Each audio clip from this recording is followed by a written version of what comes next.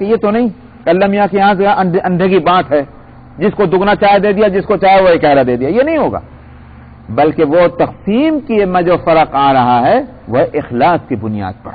اسی لیے فرمایا واللہ واسع علیم، اللہ وسعتوں والے ہیں، علم والے ہیں، یعنی وسعتوں والے ہیں، اس کو دیتے وقت تو یہ خیال ہی نہیں ہوگا اتنا مت دو ورنہ کمی آ جائے گی، وسعتیں ہیں۔ اور علیم اس لیے کہا کہ اس کو معلوم ہے کس کا اخلاص کس درجے کا ہے۔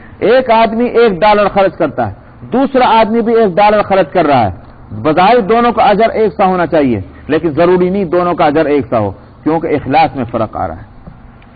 اللہ کے یہاں مقدار بھی معلوم ہے اللہ کو اور اخلاص بھی معلوم ہے، اس کے مناسب اس کو اجر ملے گا۔